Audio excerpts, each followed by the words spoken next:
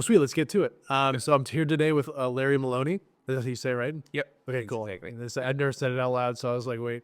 Here today with Larry Maloney, the new COO of Onnit. So cool. Is this the first time like saying that like that? Like, Yeah, and it's funny. I need to own it a little bit more. I don't. A lot of people always just shy about like CEO, but yeah, it's the first time I'm kind of announcing it to the world, kind of thing. well, it sounds pretentious when you say it. Like, I mean, I run WeStrive, and I never go, "Hey, Corey, CEO of WeStrive." Right. You know what I mean? You sound like a douchebag. Yeah. Even though it like sounds It's your real title. It's a like I so like, what do you do? Oh, I always say I run WeStrive. I never say CEO. Like it really I don't know why. Yeah. Maybe because like there's a lot of douchebags that And I think that's a good quality for a leader to be a little humble. Yeah, for sure. To For lead sure. with it. Yeah, but COO Yeah. of Onnit. We would say Onnit Gym, of course, but yeah, there you go. Well, sweet. Well, happy to have you on here, man. I've been working out with you at Onnit for like a little over a year and a half, about a year now. Taking some of your classes. Lost you in a few of the Fuck You Friday workouts. We've been neck and neck on a few of them. Yeah. And we've done some together. We had some together. Yeah, we got some W's. Yeah, I'm just happy to have you on here. So, podcast is all about fitness and then business. So I want to go through like your background in personal training and like I'm assuming you have like strength coach and that kind of stuff in your background too, based on all the workouts. And then we'll kind of cover the business side. Like you are obviously now the COO of Onnit, so you have this experience like not only becoming a trainer there and then becoming the GM and then now the COO. Like you've probably not only like seen Onnit grow, but you've also seen like your role in helping Onnit grow essentially. So let's start off with personal training. So like, what's your background? Like, you have like an athletics background? Like, were you like a wide receiver at some D3 college, or were you like a strength coach somewhere? Like, let's go through the whole thing. Yeah. Yeah, it's kind of funny. It's quite the opposite actually. So I was in band most of the time in high school. Okay. What was your shtick? I was a saxophone player. Dude, you still got it? I do still have it. I think I broke it out. I mean, like, do you still got it? No. I actually pulled out the saxophone probably like 5-6 years ago and like tried to play it, and I was like, oh, I don't have a clue how to play this. Oh man. Which I'm kind of bummed about. I thought about going back to learn how to play it again because I actually really enjoyed playing saxophone. Can you do like a little hot cross buns kind of thing? Or Not even that. I was like, I don't remember any of this, which is funny because I used to play all of the saxophones. I was like the one guy that played. Yeah, there's like an alto, a tenor, baritone, and the only one I didn't play was a soprano. And I learned something every day. I did not know that. Yeah. Okay, good to know. Yeah. But I was a band geek, but always like I was athletic before moving to Texas. Actually, I used to play a lot of soccer. Where were you from, Sam? Chicago or Illinois. Actually, it was outside Chicago in Champaign, Illinois. And so when we moved to Texas, I stopped playing sports. Got into band, and then in high school, I actually tried to get back into sports, and I had some issues with my knees, so I had to stop playing sports altogether. Gotcha. Gained a bunch of weight, and just could not get back into sports after. So I was athletic, but not like I wasn't able to play sports. And then gained a bunch of weight, and then early 20s, I lost a bunch of weight. Okay. And that's when I kind of found my fitness realm and wanted to be a trainer and figured out that that's the route that I wanted to go. How'd you do it? Just like just eating healthy, or like Yeah, it's kind of a funny story. I tell people all the time I would not recommend what I did, but for a whole summer, it was about 6 or 8 months, I decided I was only going to eat sandwiches and air popcorn. Out in my mind, I was like, oh, I know these are relatively healthy compared to like bags of Totino pizza rolls and stuff that I was eating before. So I did that for like almost 6 months and just lost about 100 pounds. That's what people don't realize, is that like if you're eating unhealthy, if you just like go on more walks and still eat unhealthy, but just eat a little bit less unhealthy, you will lose weight. Like it's not good strategy. Yeah, like it will work. Yeah. And that's what I tell people all the time. I'm like, there's other, with my experience now, I'd suggest other ways. It worked for the time. Yeah. And so from there, I got really into working out and trying to figure out how I could make money, being in the gym all day. Yeah. And I actually ended up, I was at the time a GM of Chipotle.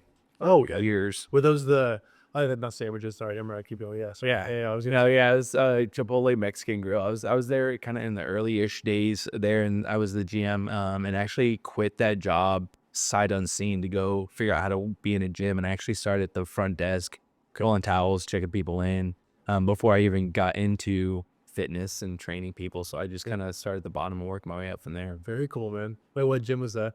It was called Body Business, actually. It was a local gym. They had two of them here in Austin. They were like old school retro, like, and I'm talking for real retro aerobics. Okay. They have Oh, videos online where it's like Body Business from Austin, Texas. And there's like guys like dancing around and like jumping on things. And it's like one of those old school gyms that did group exercise and stuff. very cool. But it was a cool local gym. A lot of the members had been there. It was like around 1,000 members actually. They had a lot of them had been there for 15 or 20 years. Very cool. So that's where I started. And did you just like get your personal trainer cert after that, or did you kind of just move up in that gym and then figure things out from there? I had my cert. I had been working on it before I got the position there, and then got it all squared away while I was working there, and then kind of working my way up. Okay. And I did some training, and then I was the small group manager there. So I was like working on putting groups together of small group personal training. Cool. Then I actually went to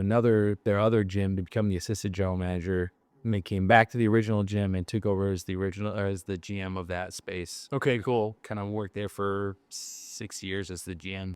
Did you ever at any point like full-time personal training, or were you kind of always like an admin role at gyms where you were at? I did full-time personal training actually for almost a year, I guess. Okay. And that's when, and I'm not trying to cut it down, but that's when I decided I was like, I can't do that long term. It was awesome. I was training probably 25 to 30 hours a week. I was doing personal training, but it's a grind, man. Yeah. Like it's hard because you can't take days off really. Yeah. You can't take vacations because you just literally lose out of thousands of dollars. Yeah, that is tough. Yeah. Yeah. Well, I mean, also like you're kind of different than a regular personal trainer that like has done that their whole life, because you had this GM and admin experience. So it was hard for you to probably go from like, I'm the guy in the background to like, now I'm doing this to then now I'm doing this and kind of thing. So Yeah. I can see how you like wanted to go back to that. Okay. Yeah. Well, yeah, and also knowing that like my strength lies in like organizational culture and whatnot. 'Cause, I can pull people together in different ways and not just doing the one-on-one thing. Exactly. Okay, so then basically, how do you end up at Onnit? Actually, really quick, what certs do you have? Like, what's the? I mean, I think about that sometimes. I've done a ton of them. So right now I have my NSCA is my personal training cert that I've maintained the whole time. Throughout the years, I've gotten all kinds of different certifications. I went through Olympic lifting certification at one point. Yeah. I've done the PPSE certification, which is pain-free performance. I've done Animal Flow, which is how the first time I actually went to Onnit was through Animal Flow. Oh, cool. Yeah. I've done and especially via Onnit, I've done all kinds of different certifications from all of the Onnit certs they had before to various other ones that came through over the years. Yeah. And are those ones that you guys create on your own, or you host like a workshop and then someone comes in and teaches those? We don't currently. We're working on bringing back our own education, but we did at one point in time. We had 6 or 7 different certifications at Onnit that were like full weekend long certifications. Cool. But then we also host a lot of different companies that come through and they'll be in our space just doing their own certification. How does that work to host or create a certification? Because like, I mean, I guess all certifications are made up, kind of like the whole all words are made up. Concept, it's like, what does that mean? But with that being said, like what's stopping me right now being like, this is the Cory McKane certification. Now you're really good at aqua training or aqua aerobics, whatever that's called. Right. Like, so what is the difference between what I just said and like what you guys were doing it on it? And I mean that respectfully. Like, I'm just generally curious. Yeah. Really anyone could say they have a certification. Okay, I got you. Yeah. It depends on whether there's a certifying body behind them sometimes. Okay. Yeah. So I have NSCA certification, which is like a globally known certification. Yeah. But if I did the Cory McKane cert, they wouldn't necessarily not be credited for it. Yeah, right. It's actually a cert like plugging in this. So yeah, be like $9.99 right now. So exactly. But they wouldn't necessarily give me credit for it. It wouldn't go towards. So every 2 years, I have to get so many credits for me to maintain my certification. So you have to show me education. So like, I could do that one, but I don't necessarily get credit. But anyone can really call something a certification. Yeah, that's actually what I was going to ask you. Is that, so I wish I had asked that first. So yeah, how do you because I know I took the ACE in high school. I missed it by a question, and then I never took it again. So like, I don't know what it means to get reaccredited or recertified. I think it was like every 2 to 5 years, something like that. What does that mean for NCSA, NSCA, NSCA, yeah. NSCA? Does that mean that like, so you don't just take a test, like you have to actually get credits of other courses to replenish it, or how does that work? It's there's like a kind of a variety of things you can do for it, and some of them are like for me to get my first ACE or CPR, like I get a couple of hours of credit. I need to get 20 total over the course of 2 years. Okay. And then some other credits, some other certifications are like a longer weekend one that's accredited with them. Gotcha. Will give me maybe 15 hours. Gotcha. And then other ones will give me smaller amounts. And sometimes you can actually submit, like if I were to do the Cory McKane cert, I could submit like, hey, this isn't accredited certification or education, but like usually, but I did like 10 hours of work. Yeah. Take it, and they'll kind of review it and decide whether they accept those or not. Okay, very cool. Yeah, I actually did not. I mean, I should know that. I just didn't know that. And the reason to do those is, frankly, so I don't have to redo the test, because that test sucks. Because like, it's like, yeah, it's an either or. It's like get 20 credits or take this test. Yeah, which is the test is much harder just because they're very specific about the things that you have. Oh, they're in the book. Trust me. Yeah. Yeah. Well, I made the mistake in high school, so I would have passed the ACE 100%. But what I did was I created my own class called. We had this class called Fitness Specialist in 1 and 2, and then I didn't want to take chemistry, so I went to the school and I pitched them that I could take Fitness Specialist 3, which was just me in the sports bedroom studying for the ACE exam. Oh, there you go. For a whole quarter, and it was great. That's pretty dope. And I finished. Yeah, I got a full credit. I didn't have to take chemistry. I don't know anything about periodic table, but which is probably not the best. But basically, I nailed the ACE part, and I was acing all the tests. It was great. And then I got bored because I still had months before my test. So then I started studying for the NASM. I wasn't taking the NASM though, and the issue when I took my ACE exam, I nailed. There's 4 categories. I nailed every single one. But then the actual, I can't remember what it's called, but the one that like involves percentages and actual like training approach, I just got like a 40%, because the NASM and ACE are so like hypertrophy is like 80% here and 75% here, and I missed every one of those questions. So it was like totally messed me up. So I know what you're saying when it comes to NSCA, you're like, I don't remember what hypertrophy percent was like that they said, you know? And like you said, it's different, and that's the ridiculous part about these certs is like they're different across whichever different. Exactly. It's like this. It doesn't really. It's just one says it should be this, and the other one says it should be that, and neither one of them is necessarily right. It's all made up. Yeah, it's like what they have decided is correct, and it's kind of bullshit. But Exactly. and that's kind of leads into like even the Onnit certifications. They weren't really accredited, but people that had been doing fitness for long enough realized that those were more valuable than some of these other like, hey, we're just going to go through some bookish like math bullshit, and it's like this is like real world training. Exactly. You know. Yeah. Well, similar. I have my bachelor's in accounting. Never did it, but from what I've heard from all my accounting friends, is like they don't remember a single thing they learned in school. It's like day one, they just like, here, this is what your job is, and then you just forget everything else. And I think that's applicable to most tests, most degrees. It's more like a intelligence test and a baseline understanding of what you're supposed to be doing, and then the rest is all like fill in the blank when you get to it. So very cool. So we've got NSCA. Why can't I say that? I'm gonna cut out all the parts that I say that incorrectly. It's so embarrassing. Run like a training software. Different like a couple of letters. Yeah, no, NACS. No, it's very cool. So then you get to Onnit. You got a handful of certs. What is your role that you start as? So it's funny. I actually was still working as a GM at that previous gym while I was actually an intern at Onnit is what I got hired on. Oh, wow. And it wasn't even in the gym. I was an intern for the customer service department. So I was like, So you were a GM at one gym and then an intern for the other? I had a great relationship with the owner of that gym, but I'd let her know that I was looking for another job to make some extra money. Yeah. Low key, kind of like trying to also get in my foot in the door at first, knowing there's a higher threshold for sure, like kind of move up in the world and fitness. And so I was a GM there while I was working customer service, which was I was behind a computer answering. I was the guy like answered questions about supplements and equipment and returns and stuff like that. Yeah. And then I was also working in the cafe making shakes. So I was like doing a hybrid intern role. That's such a crazy, like, different dynamics. But with one job, you're the boss. One job, you go over. You're like the like the bottom of the totem pole. 100%. It It's was interesting. kind of wild, but it was also super cool having been following on it for such a long time. Like, well, at least I'm here. I'm here now. I can Yeah. figure out where to go from here.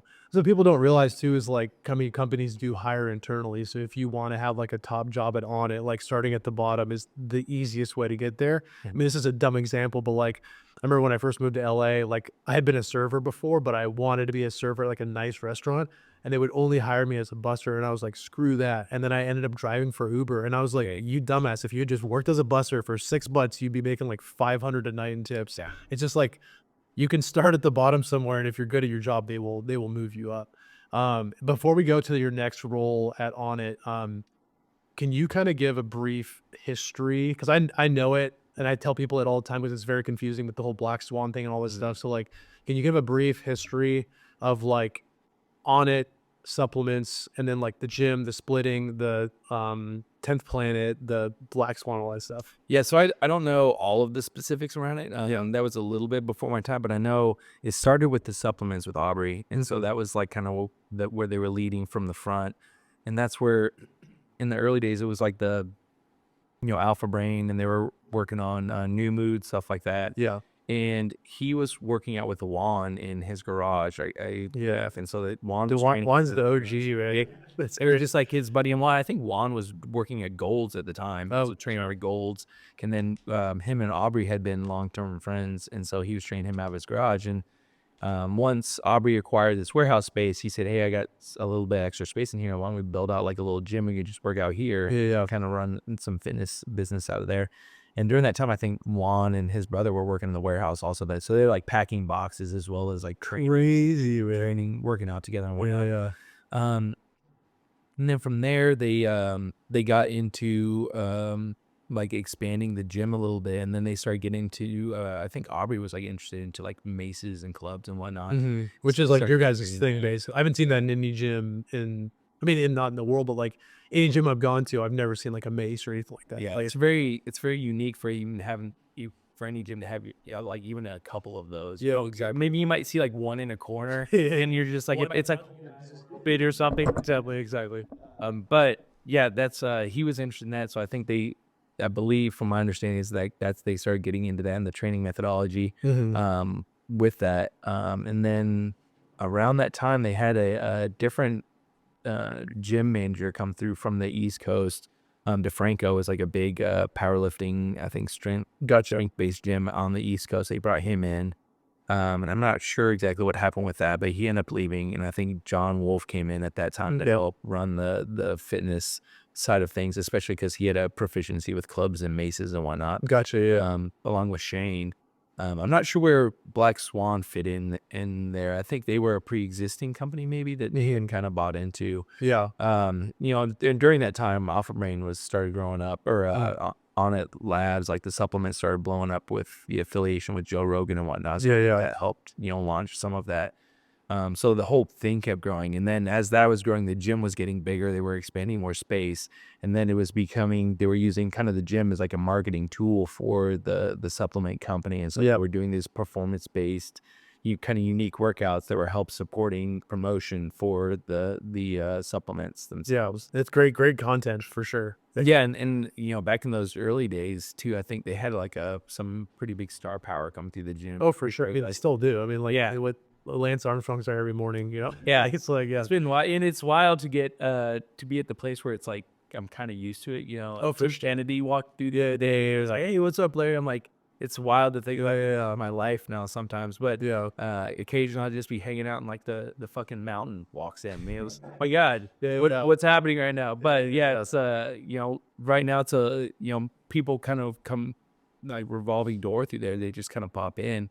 But back in the day, I think there was like some other big names, like Ludacris. I think was a big client of the gym. No, I love that. That would be cool. I haven't. If I saw Ludacris, so I used to work at a Gold's Gym Venice. So like, I always, the mountain came in there a few times. I miss him every time, but like I see Arnold every morning, which was really cool at first, and after a while, you're like, I've seen him 100 times. Right. It was so cool. Every time I go to talk to him, I'd be like, I remember I'll never forget one time, like I had him. I was like, hey, we're gonna talk this time, and I literally did that. And he goes, and just like walks off. I literally just stuttered at him. And then my coolest Arnold thing is I was doing machine preacher curls, and I got a tap on my shoulder, and I turn around, it's Arnold Schwarzenegger. He's like, "I've got one more set," and I was just like, "Oh my!" Like, but it was I think I'm sharing the same machine. I was like, I know I stole his machine, but like, so I definitely got used to it. But like, even if Ludacris walked in, I'd still be like pumped about it. Yeah. But yeah, you all got some star power still. But then is kind of the story basically like Onnit Labs and then Onnit Gym kind of just split essentially. Yeah. So, and I think so at some point in there, and this is right before I got there, 10th Planet was, and this our back gym that was all Oh, no way. Sue in Gotcha. I don't know if you've seen that big light rig they have back there. Yeah. Gym. It was because they were hosting tournaments and whatnot. Oh no, that makes sense. I was like, why do y'all have this back? Yeah. And he also helped, I think, for like some of the shoots they would do sometimes. But it was before that they were like hosting tournaments and whatnot. So cool. Yeah, they got the spot across the street. So I actually was like right around that time when they moved over to that facility is right when I came in. But I was still working like in the customer service department. Yeah. And so after that, we kind of operated for a couple years, and then they got bought out by Unilever, which was That's what it was. Conglomerate company. Yeah. And we got bought out whole. So it was like Onnit Labs and Onnit Academy were functionally two businesses. But I bought both of them, knowing that like kind of Onnit Gym is kind of like the embodiment of what Onnit is. Yeah. And like a culture, Like with a physical the representation. body, exactly. Yeah. Yeah. And so they bought both, and then as time went on, they were really invested in the supplement company, and it became, people don't really own gyms to become rich necessarily. They were like, why do we haven't made like millions of dollars like going to a gym necessarily? So we're doing okay. But this other supplement side is making, 20, 30, 40 million dollars. Exactly. We're not near on that scale. Yeah. And so, they came to the point where they were just like, yeah, we're not really interested in the gym business per se. And so they were looking for someone else to take it back over. And I think they talked to several different people about taking the gym back as like a sole ownership, and one of which was Aubrey. And so Aubrey has bought the gym back from cool. Onnit Labs, and so that's how we became independently owned by Aubrey, which I'm super thankful about. I'm not necessarily a big corporate guy per se. Yeah. The big big machine. The big wigs coming in, like Just like, and they only look at numbers, and it's like we're much more than numbers. It's a cultural thing, and the culture helps the numbers create. Yeah, exactly. And so, I'm super thankful that Aubrey was able to come in and take the gym back, and also helped us like renovate some spaces. I don't know if you were there before. We had the sauna, cold plunge, and some of those other areas. I've been there about a year and a half. So I went to 10th Planet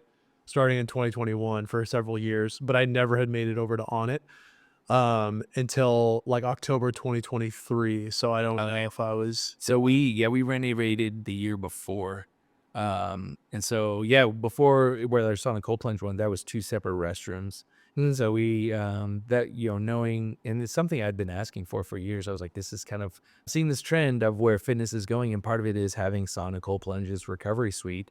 And so Aubrey coming in allowed us to have some investment in being able to renovate that, which it was actually kind of a game changer for us. So sure. That's how we ended up being kind of separate from Onnit Labs, which we still are. We share like a wall with them, but they're right next door to us and operate their business. And we have ours, and we're just functionally separate. But then there's some like definitely a lot of crossover. So like I'm sure they're still shooting content in gym kind of thing. Yeah, we still have a good relationship with them. We share space. Some of their employees still come in and work out. Yeah, and we're allowed to go. Like I go over there and like I have meetings and stuff like that. Space and whatnot. It's just so curious. I think the public has no idea that they're completely separate entities, and there's no affiliation really. One it's funny, like, and all anyone knows is Onnit Gym when you think about Onnit. So like people call us about returns or email us about returns for their supplements. You're like, shut up. Unfortunately, like I can't help you out. I'm really sorry, but we're just a gym. You're like, they're like, how can you confuse this? It's like, well, obviously it's the same exact. We're next door. 100% understand it. Yeah, it's kind of confusing on the outside. Yeah. So you go from intern at Onnit, kind of customer service role, and then what are your stages as you kind of scale up basically? So I maintained both jobs actually for almost probably a year, close to that. So I was working GM of this other gym, And actually had 2 children in that time and was married. So I was like juggling all of that, trying to like get my foot in the door, intern here, trying to figure out, okay, I got to figure out this path. And so during that time while I was an intern over at Onnit, I was, I was actually, it's funny, Juan is pretty intimidating. He was like the head coach. And I was like, I'm like sitting there like blending shakes. I'm like, hey, by the way, I've been in fitness for 11 years now. I do personal training and he goes classes and he's like, yeah, whatever. And so, I put enough time and effort in there that eventually I asked Juan if I could work out with the coaches, which is kind of a special group. It's the more elite training group out there. And it's all the trainers that are, kind of pushing and trying out the programs before the members do it. So we can make sure programming some point. So I actually started working out with coaches while I was working this intern job. Yeah. Just to like show them what I got kind of thing. Yeah. And then from there, ended up talking with Juan and John Wolf about coming in and helping manage the cafe, knowing that my background in food was that I could do this. So I was like, okay. Dude, you're just working all the angles. Yeah, I'm like, well, this is not exactly the route I wanted to go, but like, hey, I can manage a cafe. I could do this. So I took over as the manager of the cafe and kind of like some of the gym operations stuff. And I started like helping, do some personal training and some coaches, some classes here and there. And then a little while after that, maybe a year after that or so, is when COVID hit. So we actually had to shut down the whole gym. It was the only 2 employees that stayed on were me and Juan. So it was Gotta have that cafe, man. right. It was oddly enough, the gym was completely closed, but we had to furlough all of the employees of the gym except for me and Juan. And me and Juan still showed up every day. We would like punch in. We would like, hey, let's knock out some like computer stuff or some programming. You'll work out for maybe 2 or 3 hours, 4 hours, maybe sometimes. I just like, hey, let's just like do a long ass workout. And we actually, during that time, renovated the gym. We moved some equipment around. We were like getting everything ready to reopen at some point. So part of my job during that time was communicating with all of the members about what's happening, what our timeline looks like, make sure they're, memberships were on pause. And when we were about to reopen, it was all about, hey, this is what this looks like at reopening, because it has to be different than, everyone cramming into the gym whenever. For sure. We had to do all the social distance. Did you do like the time slots, like kind of? I know what it was like in Washington because that's before I moved to Texas. So like, I know Washington had like you only have 50 people between 9 and 9:30. You'd like book it, kind of a thing. Like, what did you guys do to like do that? Yeah, so we went to, before we had like open gym and some other things going on, and then we switched to only small group training, and it was like every hour and a half or so. And we were pretty strict about it being 12 people. And it was it was 6 feet apart. So it was like, so it was like, you see the main gym, it's huge. So it was like we had more than enough space to accommodate 12 people, but it was like we set it up, even the classroom, we set it up in a way that everyone had that much space at least. And it was like every hour and a half we would run like another small group. And at the time, I think it was me and Juan initially that were just coaching all of the classes. Cool. And then we would like slowly add on another trainer. And as like things started picking up, we were like getting more employees back. Was your role still cafe manager though while you're doing all this? Oh, so that's where I was like leading with that is right before opening, Juan ended up kind of handing me the keys to the castle, and he was the GM at the time and me the GM role. And he moved into like a higher like programming, higher level, the scope of what we're offering kind of thing. And so I took over as GM. Very cool. Very upon reopening. The hustle, man. I love it, dude. I love it. So it's just kind of like finding my way along the way, and it was kind of wild, especially with the COVID stuff. And so we reopened. Me and Juan slowly kind of opened the gym back up, added more classes, brought more staff back on, and then from there we had to it took years to retool our setup of what we were offering. For sure. And so we kind of re-engineered what our offering was going to be as far as like open gym and some other classes, a small group. We were still owned by Unilever at that time too. So, so that was, you were still owned by them. So I was having to confer with them about what that looked like. And then when, right before Aubrey bought the gym back is when we kind of finalized what we were going to do as far as our whole setup. And then Aubrey helped us renovate the gym.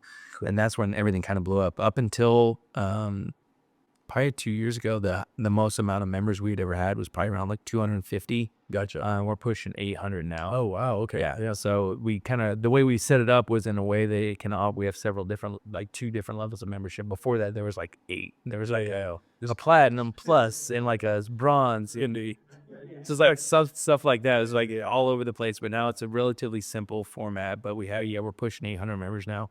That's so cool. And I think changing your price like that just makes I like things that are clean.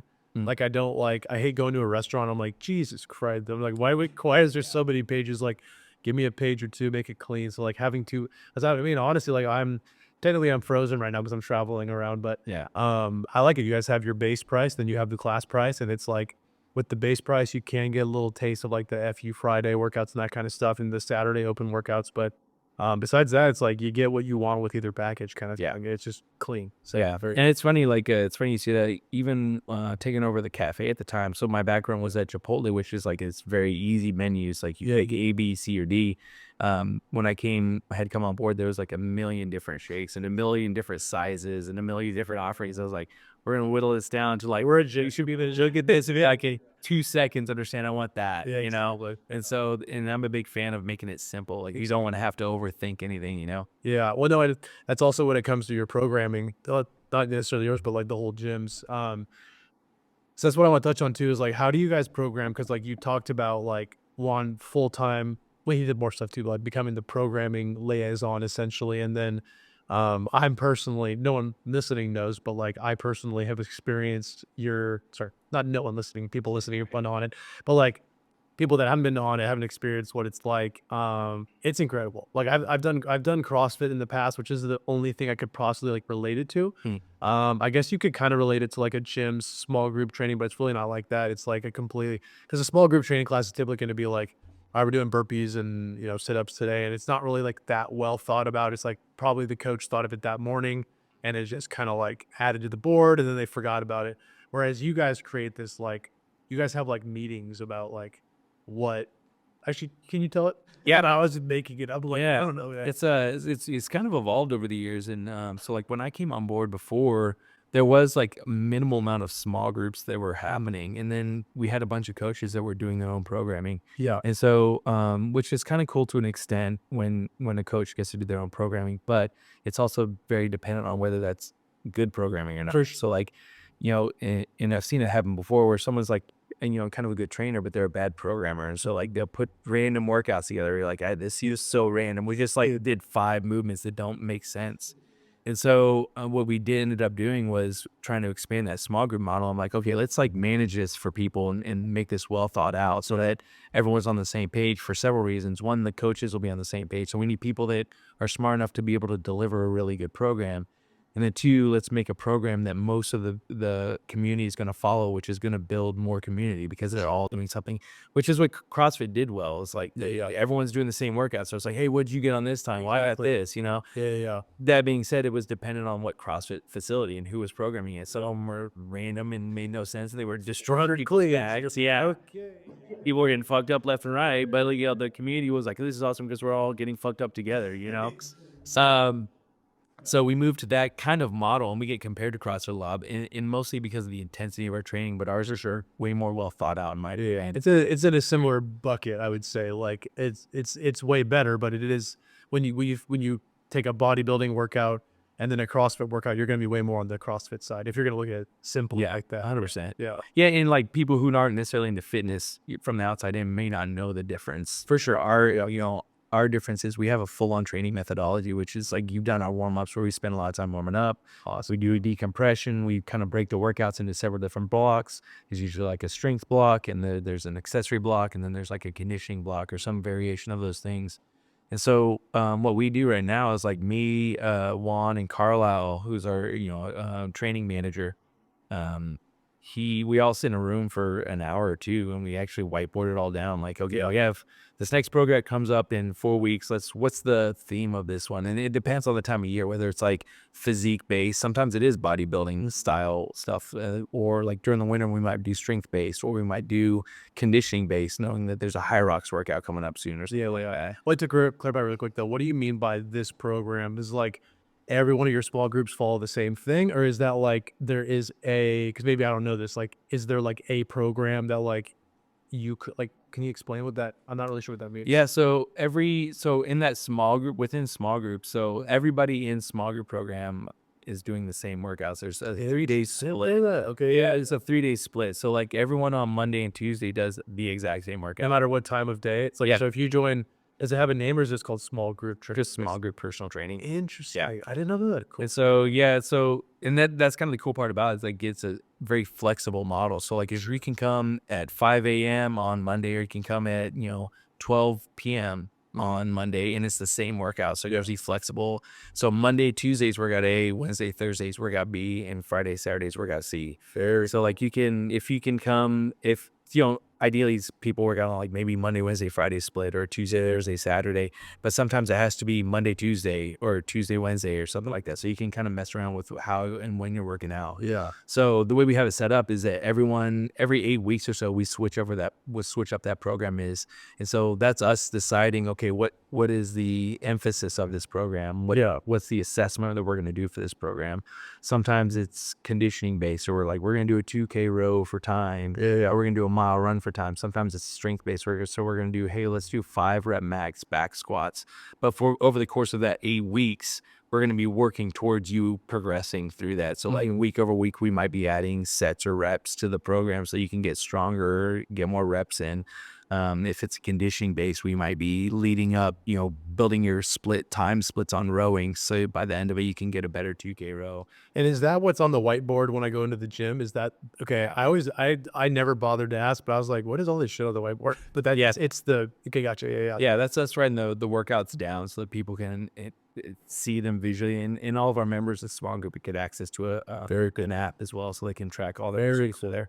Because yeah, I always see that, and I'm like, I just never bothered to ask anyone. Because it never is related to what I'm doing. So I'm like, what is that? My word. Yeah. And then how did the FU Friday workouts come about? Because I hate them so much, and I always come back, and it's just such to explain to everyone what a fuck you Friday workout. I'll explain this. Basically, you show up and you die, and then you need a nap later. Is essentially, to summarize. I think that's what this written on the whiteboard. Right. But no, I actually don't work out on Wednesdays or Thursdays when I'm traveling right now. But like, I literally, like, I will I will run or play pickleball, but I will not touch a weight, because if I do shoulders, and then Juan's like, we're fucking doing 40 barbell shoulder presses, I'm like, oh, I'm gonna die. So I just don't. I do my weights Monday and Tuesday, cardio Tuesday, Wednesday, Thursday, and then I'm ready for Friday. Even though it is very cardio intensive, which I didn't realize at first, and then after like the 20th, I was like, oh, this is like just mostly cardio. Yeah. But basically, you show up, and actually, this is a third person pitch, so you can see what I think about it. Yeah. You show up, and Juan takes you through a warm up, which I think I and most of society do a terrible job warming up. I usually skip it, or I'll do like 20 minutes on like the assault bike, which is pretty good, but like nothing dynamic. There's no bands or whatever. So he'll have us do bands, he'll have us do fire hydrants. We're doing like, high knees, etc. So great. Like, you feel every time I do it, I'm like, I should do this every time. And then I don't, of course. Unless someone's making you do it. Unless someone's exactly, unless we're all doing it as a group, which is so great. And then basically he'll just start writing on the whiteboard, and it's like, it seems made up, but like it's very it's not because it looks made up, but like he's just doing it just like like this, and then it's just the perfect workout every time. I mean, it's terrible, but it'll be like 2,000 meter row as a team, and so like it brings like community element in. You're like picking your team, or like they'll do like a draft or whatever. Sometimes we're like doing farmers carries like around the 2 buildings, which destroy my forearms, or sometimes we're like doing a 2,000 meter row with like ski row, which I've become in love with now. I've been in on it, like, and then basically we have like a cool down period. It's just like this hour-long insane workout, and you die every time. And it's cool because like I tell my friends that it's actually cool. I was at Onnit a few weeks ago for the 10-year celebration. Oh yeah, the 10-year anniversary. And I hadn't been back in months, and I was on the bike, and there was this guy next to me, and he kept looking at me. I didn't know who he was. And he's like, hey, just, man, we're LinkedIn friends. And I was like, okay, cool. And then he was like, you're the one that told me to come here. That was funny. And I was like, oh, cool. Full circle. But yeah, apparently like he DM'd me. He's like, hey, man, I don't know you, but like, what are some good gyms in Austin? I was like, dude, you got to go to Onnit. And I like emailed your guys' GM or whatever, or not GM, whatever. But no, it's just cool. Like I've done CrossFit before, which is cool, but like I've never really felt like a community vibe in a gym, and I've never felt like, oh, I'm excited to go do this insanely terrible workout, and I get pumped and nervous every Friday for those Bucky Friday workouts. So it's just great, man. It's great. Yeah, and it's in there's like the Fuck You Friday was born out of a couple things. Before it was like the coaches workout, like it was Fuck You Friday. It's just like we would do something insanely hard Yeah, yeah, yeah. on Fridays. And you know, it's one of those things of like everyone, like you brought up the community aspect. I think everyone that's at Onnit is because we're all of similar mindsets. We're just like love hate those things. We love doing it together. You know, Yeah. I wouldn't necessarily, you probably wouldn't do those workouts on your own. You just wouldn't do definitely on there. Yeah, they definitely like I'm just gonna do 2,000 meter relay on top of a 2,000 meter bike on top of this. Dude, what's crazy, man, and which I love on it for, I used to hate, I still hate the row machine, but I would never do more than like 500 meters, maybe 1,000. Dude, I was home for winter break and my warm up set was 2,000 meters. I've never done 2,000 meters in my entire life outside of On It. And I was just doing it and I was like, this is that bad. Like, Yeah. this is real. Like, is it, especially when you're not stacking it up against like 8 other things that are insane. Right. So it was cool though. Like, and then I used to hate the skier, like I said, and now I'll just bust out 1,000 meters in the skier. And I'm like, oh, I actually like enjoy this. So it's opened my world to like, cardio is actually not that bad. Right. Can enjoy it. Yeah. But and I think by virtue of it, push your threshold. Like you're doing else, and so your threshold's much higher. Whereas like, yeah, had you not been doing that before, you know, probably 200 or 300 meters would destroy you. Oh, this is terrible For sure. but yeah, so they used to be like a coach's thing that we would do those where it was a hard workout, and then we would do what were called gym throwdowns. Every once a month or every 2 months, what we would do is we would invite 5 or 6 other gyms out to like compete against us. Very cool. And that's we do those workouts. And it was like all in fun and not like a really, it wasn't us throwing a gauntlet down like, hey, show up if you guys want to see. Oh yeah, what is it? I mean, you probably do. You probably think, I don't want to like, flex too much, but we usually would be on the top of that, but also it's kind of unfair because it's our program. That's what you do. Yeah. Yeah, exactly. But we would invite, 5, 6 other gyms out, and it was all in good fun. And we would all show up at 1:30, and it would be that. There was like 50 or 60 of us. We would typically do one of those workouts, and it was like the teams were based on your gym most of the time. So you would have your people together. Sometimes we'd mix and match.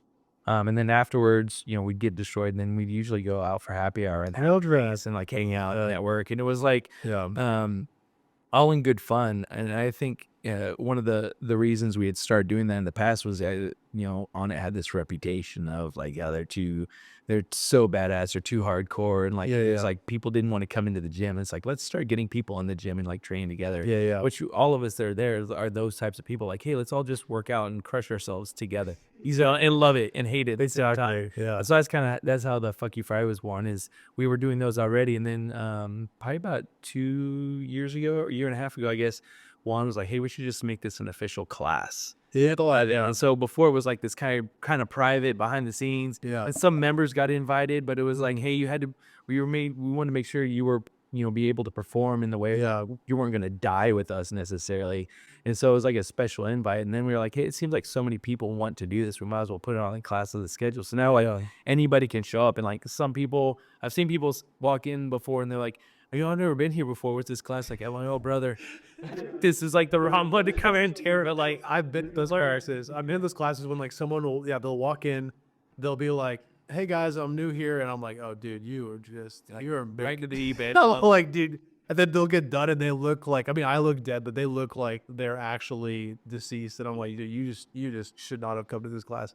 Or like, they'll have like some question, like, is this cardio based? I'm like, if you're asking questions, you should leave. Like, but I'll try to reassure some of those people sometimes too. Hey, this was the worst of the worst. No, for sure. Check out some of the other classes. They help you train for this. So like you just came into the deep end of it, Well, and some people show up their first time and not necessarily crush it like cardio wise, but like they'll get done and they'll be like, oh, that was a great class, and they'll have done a good job. But I was gonna say though, as you said, the year and a half thing go, I think that's like around September, October is when because Sean Deshay is my friend, and he was like, you gotta try these Fuck You Friday workouts.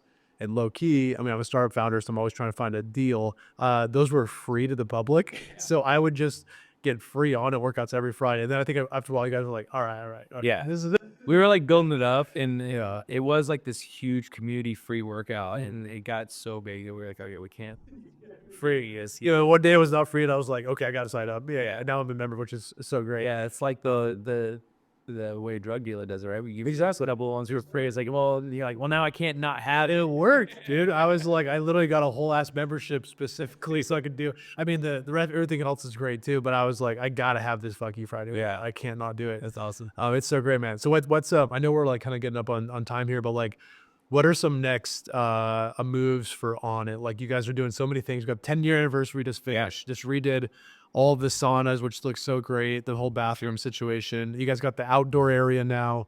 Like, what are we working on next? So there's a couple big things in the works. Actually, I'm working on, the gym is always evolving. That's why I love the gym business. Is it's like always evolving. Trends are changing. Yeah. There's no one way to do fitness, and so it's like trying to create a product that's widely accepted. Yeah. And so we've been adding all kinds of stuff to the gym. So kind of letting some secrets out here. But I'm working on trying to find some equipment like machines. I would like to add probably a good 6 or 7 machines to the gym, like leg presses, some chest presses, stuff like that. Like it's your normal big gym kind of stuff. I would like to have a dedicated area where you can go do like some pump work or like some machine based For sure.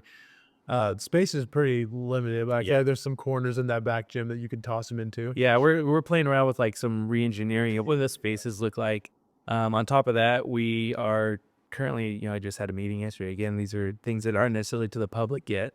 We're looking at some different small group programs, potentially adding some different styles of program that so the OG classes and small group are different in the sense of like OG class is not necessarily a program. It's like a kick-ass workout you come and do. It's like fun, but it's not necessarily progressive over months. Where small group is a progressive thing meant for you to get better and see some measurable change in a way.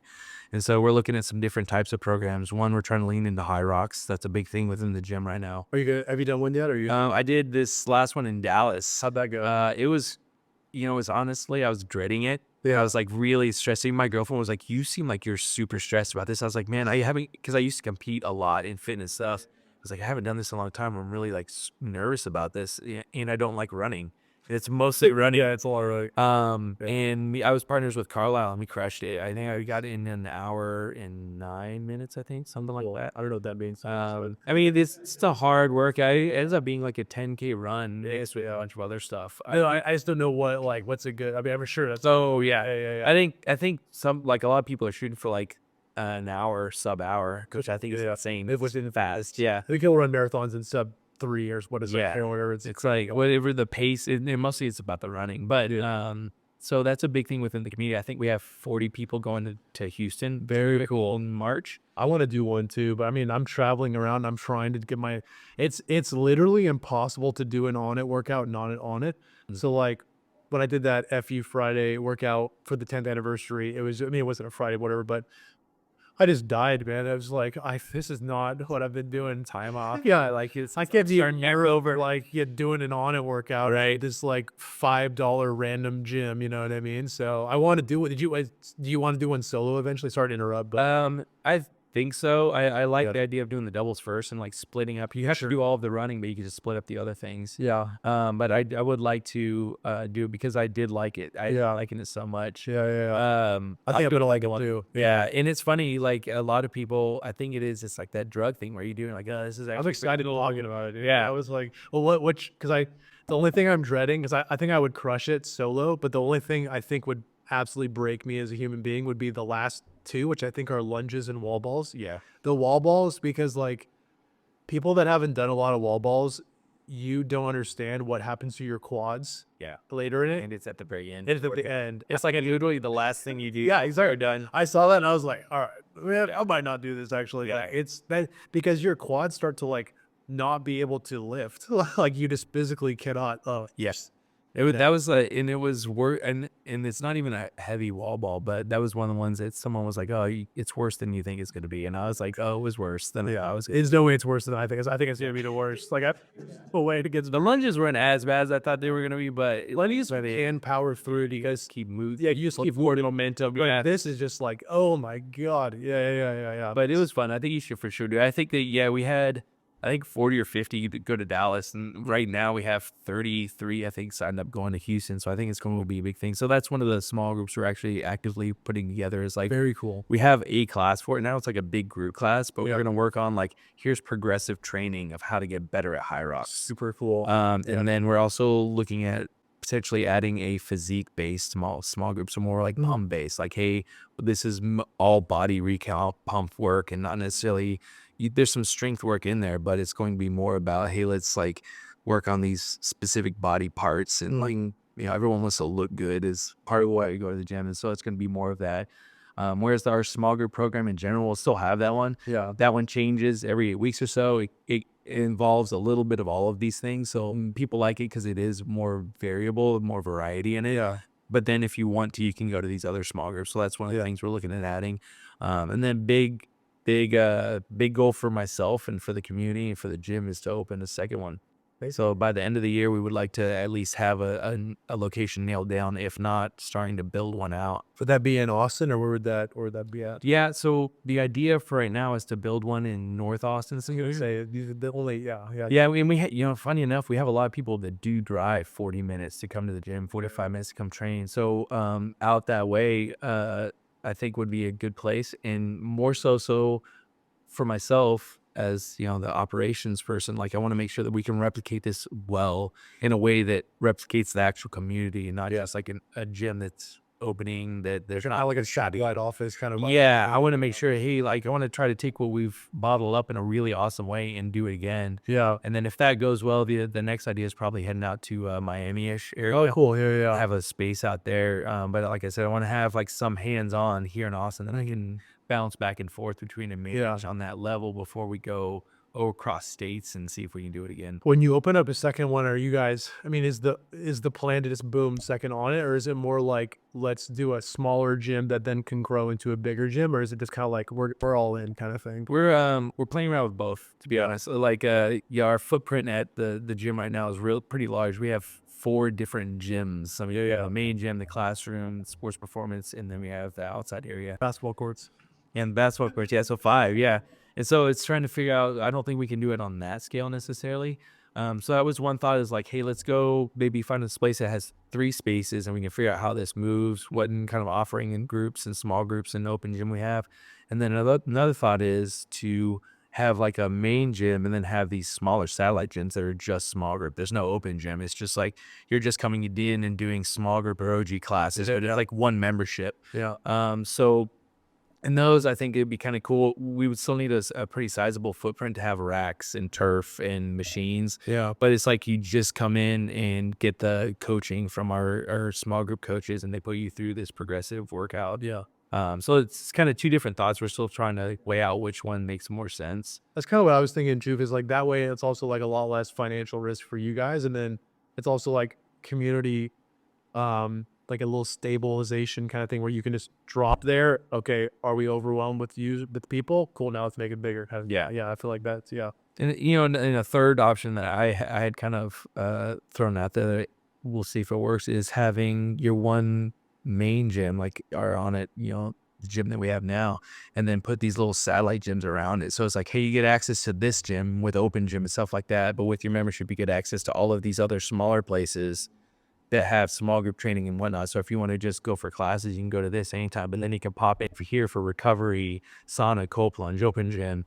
And so it's like for this price point, you get access to this gym on top of the surrounding area, Is the ultimate goal to have, and again, like I know that's like a deeper conversation, but is it to have like, I mean, not a Gold's Gym model, but like basically, sorry, not model, but not a Gold's Gym expansion, but do you want to have like gyms in every major city, or is it more like we're more of an Austin, Miami, San Diego type situation? I don't know, like every city necessarily or major cities. I think we would keep it pretty tight. Yeah. But again, for me, the biggest thing that I'm protecting is the culture. Yeah. Like I don't want to get so big that, and I'm sure that happened to a degree with Golds. For sure. I've been to Venice, the Venice one, like twice, and it's like I spent like 5 hours there. Like I just want to hang out. This place is awesome. When I first visited there, I was like, I'm never leaving. Yeah, but then like it's not that way when I go to every Golds. Like I go to other Golds, I'm like, this place sus.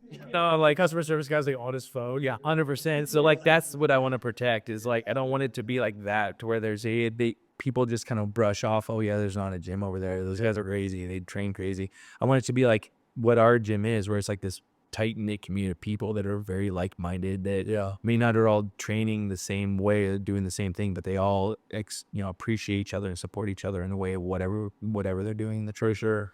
Well, man, I think you guys will absolutely crush that, because you absolutely crush Onnit in general. Thanks, man. I love every workout. Love doing them with you. And I'm just grateful that you came on the podcast, man. Yeah, so I appreciate you having me. Luckily for a few months, I wanted to squeeze this one in. So, Yeah, you know. I was looking forward to it. There we go, man. Appreciate it, brother. Yeah, glad to have you on, man.